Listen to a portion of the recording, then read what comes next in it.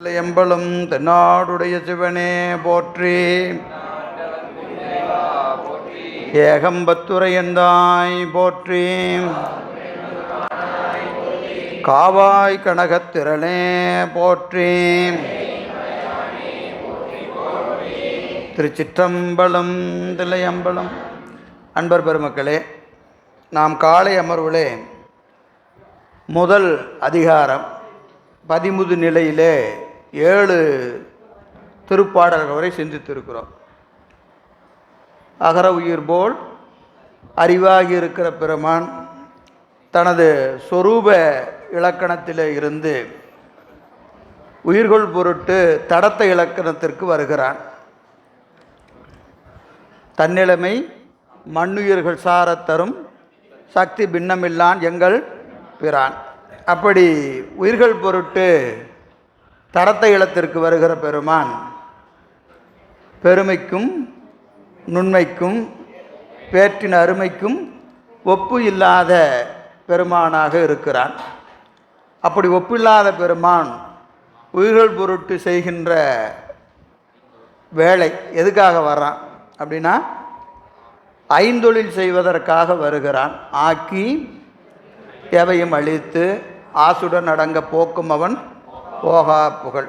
ஐந்தொழில் செய்கின்ற பெருமான் அதை எந்த வடிவத்தில் செய்வான் என்பதற்காக அருவம் உருவம் அருவுருவம் அறிஞர்க்கு அறிவாம் உருவம் உடையான் உளன்.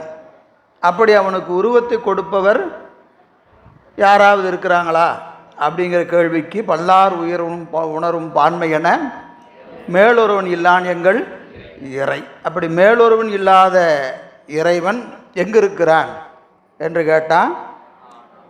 ஆனாரிவாய் அகலான் அடியவர்க்கு வானாடர் காணாத மண். வானாடர் காணாத மண் ஆனாது அறிவாய் அடியார்கள் அறிவிலே நிற்கின்றான் என்பது வரை நம்ம 7 பாடல் பார்த்துருந்தோம். இப்போ பெருமான் வியாபகப்புறம் என்று சொல்லுகிற போது அடியார்கள் அறிவிலே அவன் இருக்கிறான் என்று சொன்னால் ஏனையவர்கள் அறிவில அவன் இல்லையா என்கின்ற தடைக்கு விடையாக அடுத்த பாடல் எங்கும் எவையும் எரு இரு நீர் போல் தங்கும் அவன் தானே தனி. எங்கும் எவையும் எல்லா இடங்களிலும் எல்லா பொருள்களிலும் நீக்கமர நிறைந்திருக்கிற பெருமான். ஆனால் எப்படி இருக்கிறான்? எரியுறு நீர்போல், எரியுறு நீர்போல் தங்கும். எங்கும் இருக்கிறான், எவற்றிலும் இருக்கிறான். எப்படி இருக்கிறான்? எரியுறு நீர் போல் நிற்கிறான். எரியுறு நீர்னு என்னங்க? சுடுதண்ணி. எரியை சார்ந்த நீர். எரியை சார்ந்த எரினா நெருப்பு, நீர். நெருப்பை சார்ந்த நீர் போல. இங்க ஒரு உமை சொல்றாரு, ஒரு உமை சொல்லல. போன பாடல்ல சொன்னது அடியார்கள் அறிவிலே விளங்கி தோன்றுகிறான். அடியார்கள் அறிவிலே விளங்கி தோன்றுகிறான். அப்ப ஏனையோர் அறிவில அவன் எப்படி இருக்கிறான் என்பதை இந்த பாடல். எப்படி இருக்கிறான்? நெருப்பில் நீர் போல, நெருப்பின் நீர் போல. அங்க எப்படி இருக்கிறான்? விறகில் தீ போல. விறகில் தீ போலவும் இங்கே நீரில் தீ போல. 2 ஓமை. விறகில் தீ போலவும் நீரில் தீ போலவும். இது வெளிப்படுவதற்கும் இது வெளிப்படாததற்கும் ஓமை. விறகில் தீயினன் பாலில் படுனை போல் மறைந்துளான் மாமணி சோதியான் உணர்வுகோள் கட்டு உணர்வு கயிற்றினால் முருக கடைய வாங்கி முன்னிற்கும். விறகில் தீ போல இருக்கிறான். விறகில் தீ போல் இருக்கிறான். விறகில் தீ என்பது ஒரு ஓமை. எப்படின்னு கேட்டீங்கன்னா, விறகுக்குள்ள நெருப்பு இருக்கு. விறகுக்குள்ள நெருப்பு இருக்கிறது. அது எப்படி இருக்கிறது? மறைந்து இருக்கிறது.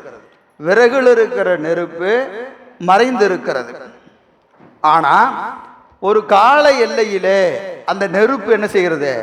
வெளிப்படுகிறது. அந்த விறகு கொண்டு இன்னொரு விறகுல எரிகிற விறகுல கொண்டு இந்த விறகை வச்சிங்கன்னா என்ன ஆகும்? இதுல நெருப்பு தோன்றும். நெருப்பு தோன்றும். அதுகாரும் மறைந்திருக்கிற நெருப்பு இன்னொரு நெருப்பை சாருகிற போது என்ன ஆகிறது? வெளிப்படுகிறது. வெளிப்படுகிறது. அப்படி வெளிப்படுகிற போது என்ன தெரியும்? விறகும் தெரியும், நெருப்பும் தெரியும். விறகும் தெரியும், நெருப்பும் தெரியும். இப்போ அந்த விறகும் நெருப்பும் வெளிப்படாத இடத்துலையும் இருக்கும், வெளிப்பட்ட இடத்துலையும் இருக்கும். முதல்ல வெளிப்படாமல் இருந்ததா? முதல்ல வெளிப்படாமல் இருந்தது, பிறகு வெளிப்படுகிறது. ஆனா நீரில் இருக்கிற நெருப்பு, இப்போ நீரில் இப்போ ஒரு தண்ணி இங்கே வச்சிருக்கிறாங்க, இந்த டம்ளரில் சுடு தண்ணி நல்லா சூடாக ஃப்ளாஸ்கில் ஊற்றி வச்சிருக்காங்க. பார்த்தா எனக்கு சுடு தண்ணின்னு தெரியுமா? தெரியாது. என்ன செய்யணும்? தொட்டு பார்க்கணும், குடிச்சு பார்த்தா தான் தெரியும். இப்போ இந்த நெருப்பு இதில் எப்படி இருக்கிறது? மறைந்து இருக்கிறது. இந்த வெந்நீரில் இருக்கிற நெருப்பு மறைந்து இருக்கிறது. இதை இங்கே ஒரு அடுப்பில் ஒரு விறகுல நெருப்பு எரிஞ்சிட்டு இருந்தா விறகும் தெரியும், நெருப்பு தெரியும். அதுபோல இது வெளிப்பட்ட நிலை, இது வெளிப்படாத நிலை. அடியார்கள் அறிவிலே சிவம் விளங்கி இருக்கிறது என்பது வெளிப்பட்ட நிலை.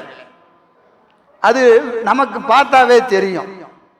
இவர் அறிவிலே சிவம் விளங்குகிறது என்பது நமக்கு பார்த்தாவே தெரியும். எப்படி பார்த்தா தெரியும்?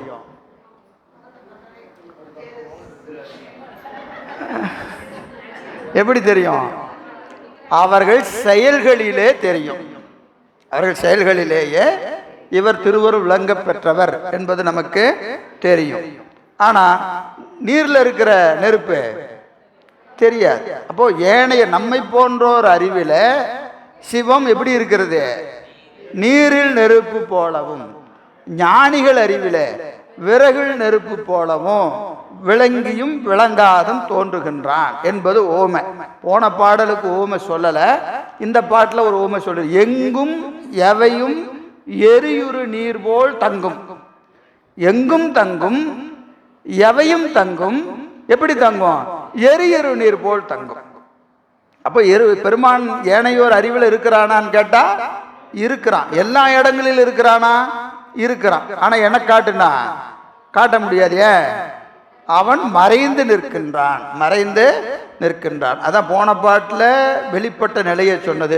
அடியார் அறிவிலே விளங்கி தோன்றுகிற பெருமான். அப்ப எனக்கு ஏன் இங்கெல்லாம் இல்லை, இங்க பெருமான் இல்லையான்னு கேட்டா அவன் மறைந்து நிற்கின்றான் என்பதை எங்கும் எவையுறு நீர்போல் தங்கும் அவன் தானே தனி என்று இங்கே சொல்லுகிறார். அப்போ அடுத்த கேள்வி வரிசையாக முதலிருந்து வந்துக்க வேண்டியதான். சொரூப சிவம் தடத சிவமாக வந்தது, ஒப்பாரும் மிக்காரும் இல்லாமல் வந்தது, ஐந்தொழில் செய்வதற்காக வந்தது, உருவத் திருமேனி அருவத் திருமேனி கொண்டு வந்தது, ஏனையோரால் வழிபட முடியாத நிலையில் இருக்கிற பெருமான் அடியார்கள் அறிவில விளங்கியும் ஏனையோர் அறிவில மறைந்தும் நிற்கின்ற பெருமான். அப்போ ஒருவர்கிட்ட விளங்கியும் ஒருவர்கிட்ட விளங்காமையும் இருப்பதினாலே அவன் ஓரவஞ்சனையுடையவனோ?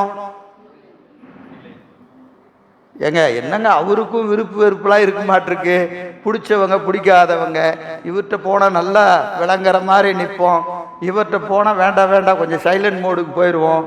அப்படி இது இருப்பதனால அவன் ஓரவஞ்சனை உடையவனோ என்கின்ற தடைக்கு விடையாக அடுத்த பாடல் வைக்கிறார். என்னதுங்க? நலமிலன் நன்னார்க்கு நன்னினர்க்கு நல்லன் சலமிலன் பேர் சங்கரன். நலமிலன் நன்னார்க்கு நன்னினர்க்கு நல்லன் சலமிலன் பேர் சங்கரன். அவன் பேர் என்னது? சங்கரன். சம் கூட்டல் கரன்.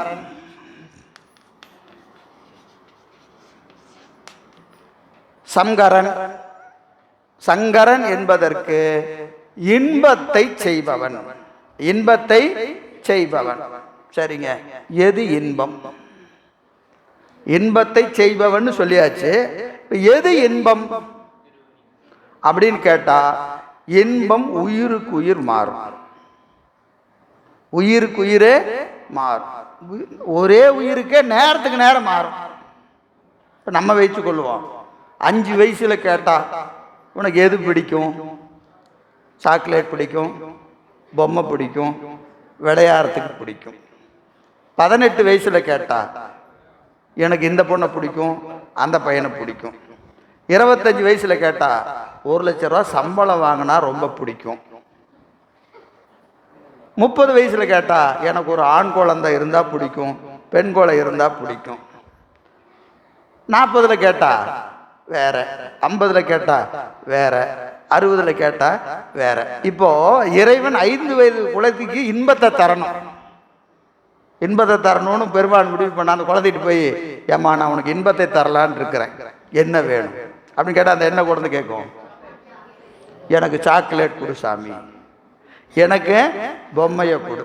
அதை தவிர எது கொடுத்தாலும் அந்த குழந்தைக்கு இன்பம் இல்லை. புரியுதுங்களா? அப்போ இன்பத்தை செய்பவன் சொல்லிட்டீங்க, அது அவன் யாரு கேட்டாலும் இன்பத்தை எல்லாத்துக்கும் செய்வான். ஆனா எது இன்பம் அப்படின்னு கேட்டா, அந்தந்த உயிருக்கு அந்த பக்குவத்துக்கு எது தேவையோ அதுதான் இன்பம், அதுதான் இன்பம். வேற இன்பம் என்பது எதுவுமே இல்லை. நம்மளே நேற்று இன்பம்னு கேட்டிருப்போம், இன்னைக்கு என்ன செய்வோம், ஏன் சாமி எனக்கு தான் அறிவில்லை நீ ஏன் கொடுத்தன்னு கேட்போம்.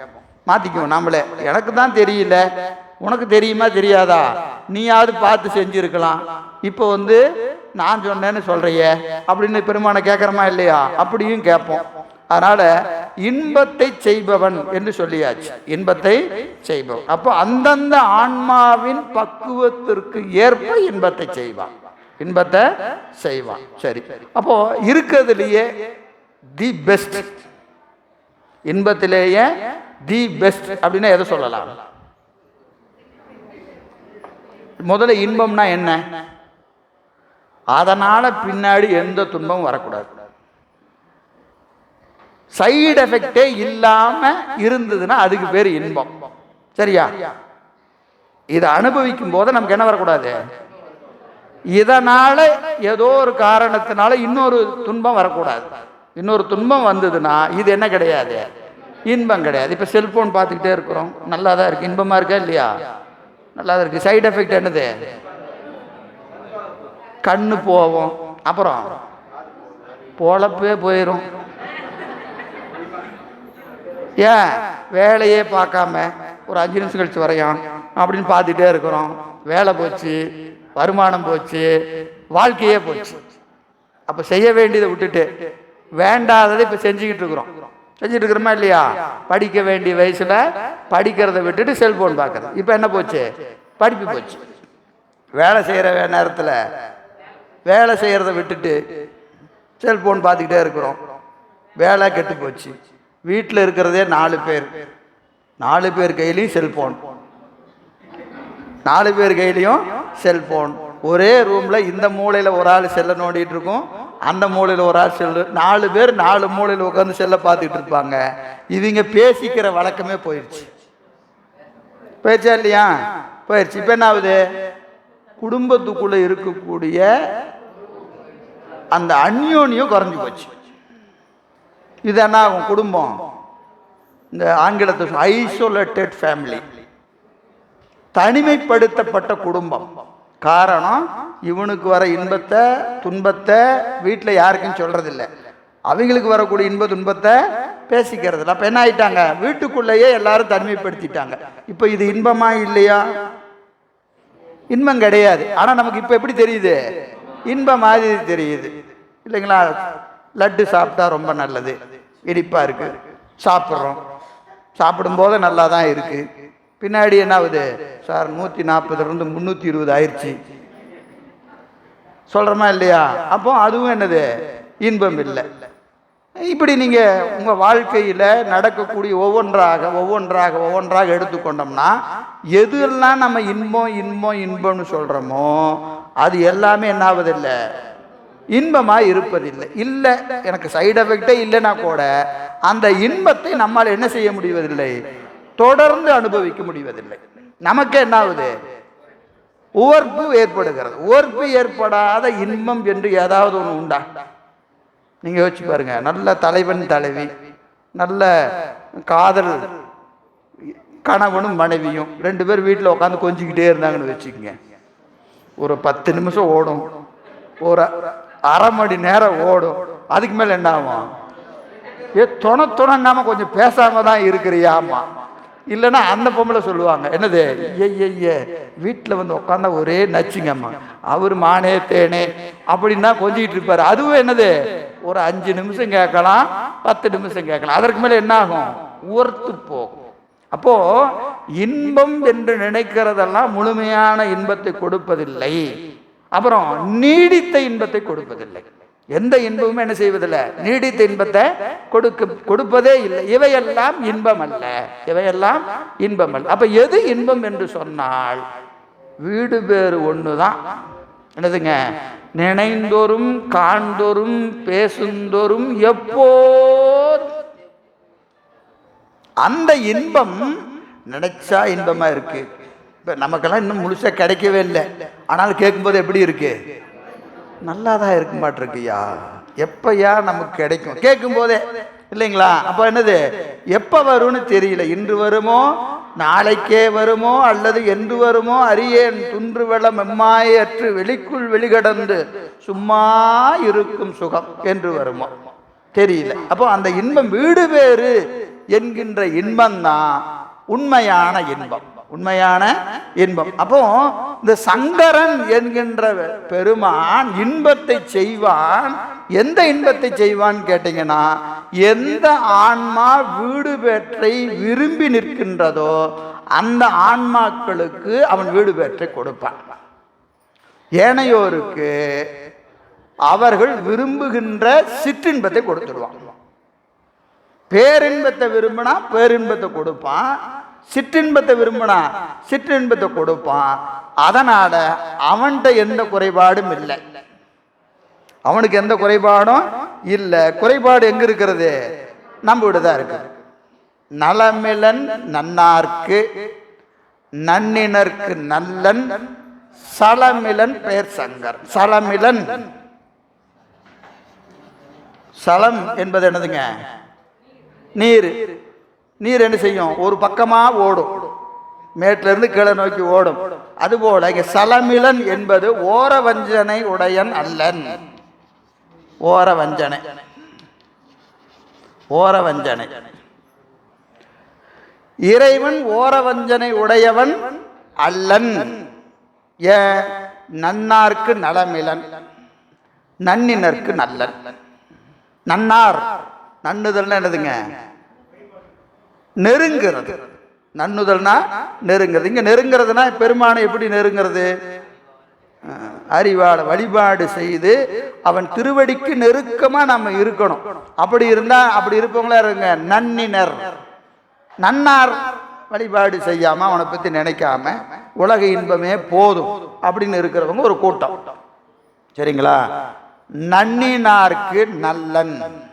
யாரெல்லாம் திருவடிக்கு நெருக்கமா இருக்கிறார்களோ அவர்களுக்கு நன்மையை செய்வான், நன்மையை செய்வான். இங்க நன்மை என்பது இன்பத்தை தருதல்.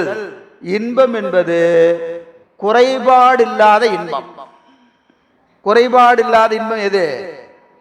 வீடு பேர். அப்ப அந்த வீடு பேரை நம்ம கேட்கணும், கேட்டாதான் கொடுப்பான், கேட்கலன்னா கொடுக்கவே மாட்டான், சரிங்களா?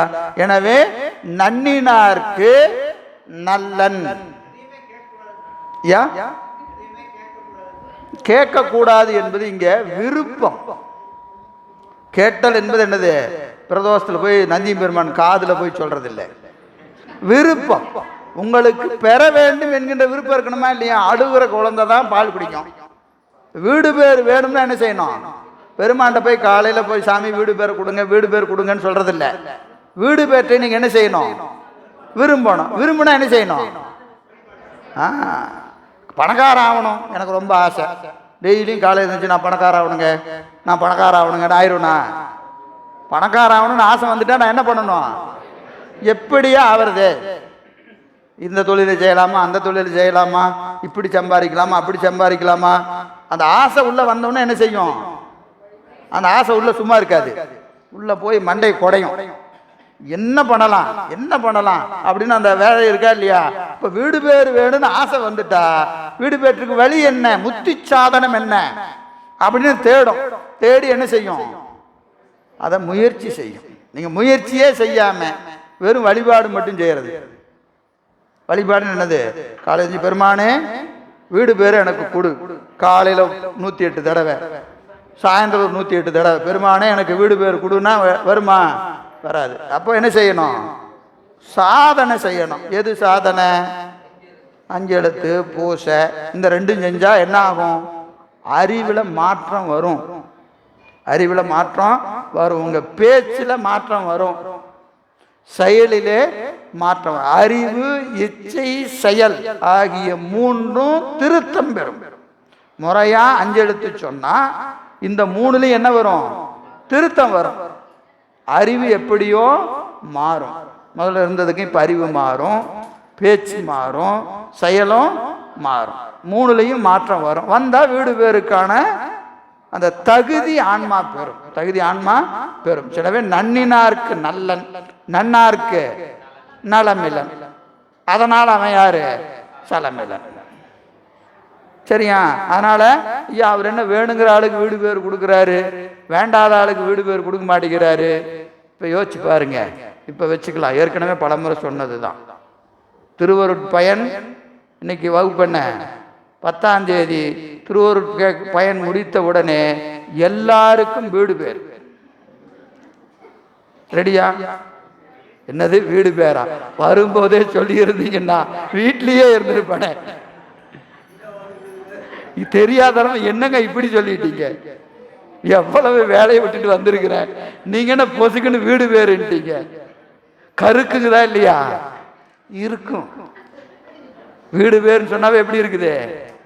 நமக்கு கொடுப்பாரா? கொடுக்க மாட்டார். அப்போ யாருக்கு கொடுக்கணும்? யாரு கேட்கிறாங்களோ அவர்களுக்கு தான். வெறுத்தேன் மனை வாழ்க்கை,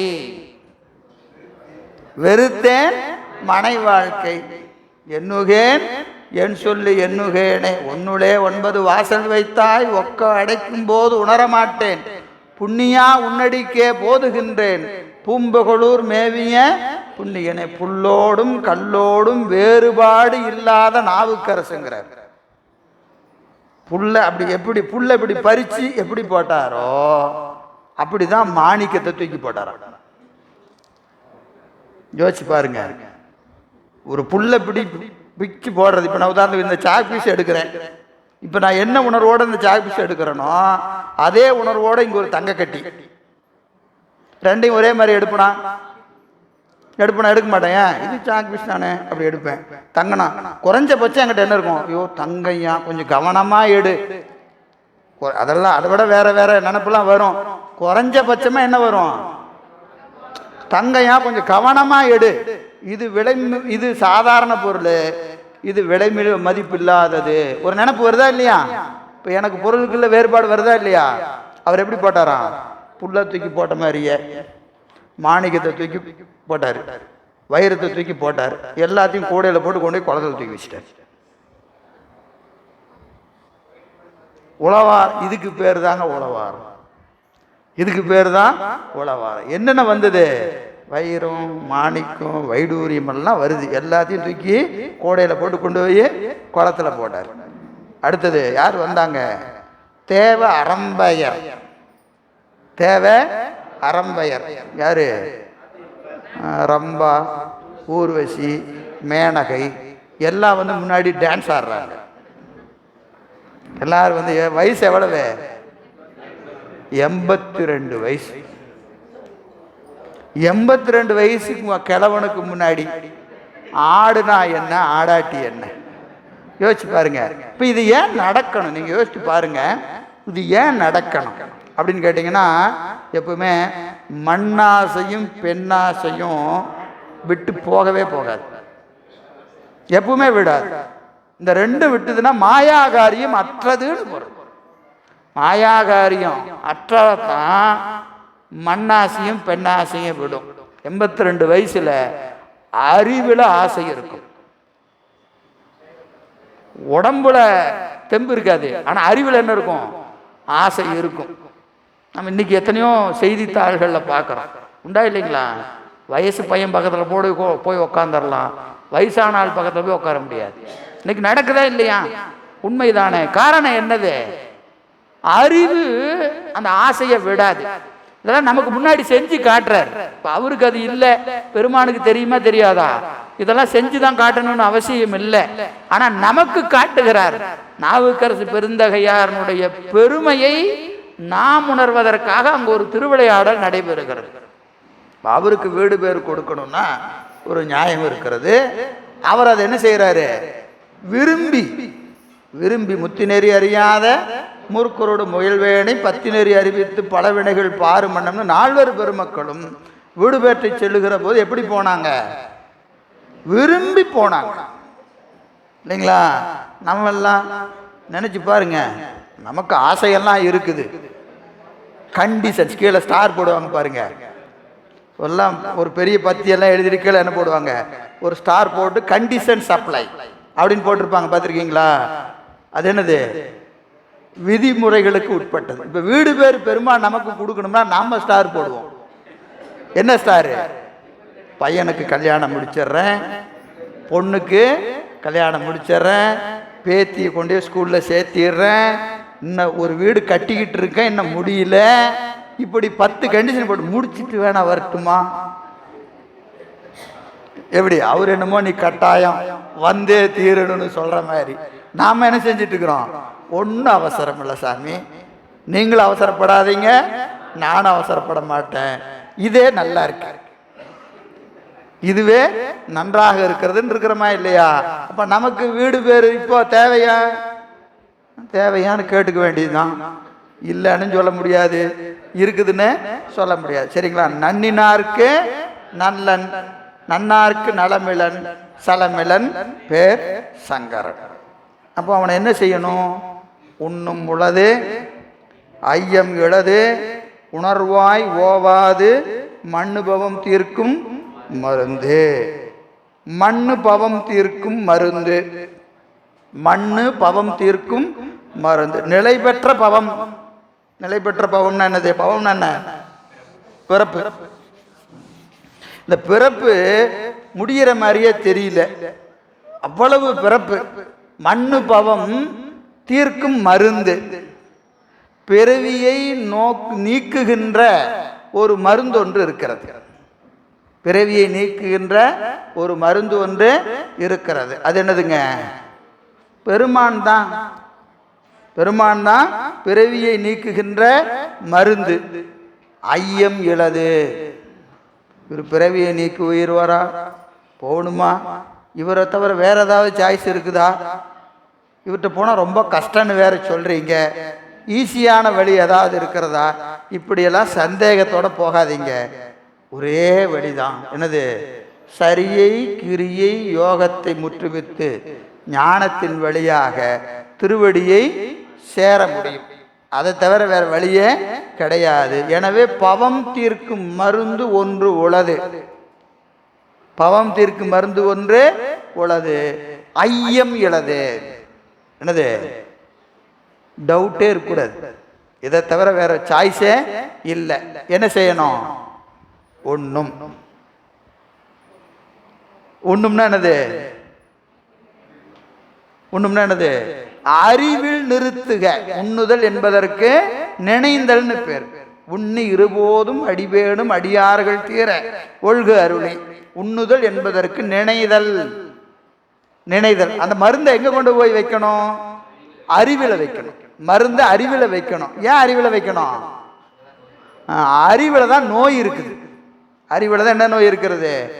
ஆணவம் என்கின்ற நோய் அறிவில இருப்பதினாலே ஆணவத்தை தீர்க்கின்ற சிவமாகிய மருந்தை அறிவுல போய் வைக்கும் போதை எப்படி வைக்கக்கூடாது? சந்தேகத்தோட வச்சிடாத. தீருமா தீராதா அப்படின்லாம் நினைச்சு வைக்காத. எப்படி வைக்கணும்? நம்பிக்கையோடு வைப்பாயாக. மண்ணு பவம் தீர்க்கும் மருந்து உளது. பவம் தீர்க்கும் மருந்து உளது. ஐயம் இழது. ஐயம் இழது. அது என்னதுங்க? உணர்வாய் ஓவாது. உணர்வாய் ஓவாது. உணர்வுக்கு உணர்வாய் அறிவுக்கறிவாய் இருக்கிற அந்த பெருமானை உண்ணுக, அவனை நினைக, பூசிக்க, வழிபடுக என்று முடிக்கிறார். இந்த அதிகாரத்தை முடிக்கிறார். சரி, 2வது அதிகாரம் போயிடலாம். பதி முதுநிலை முடிச்சாச்சு. அடுத்தது உயிர் அவை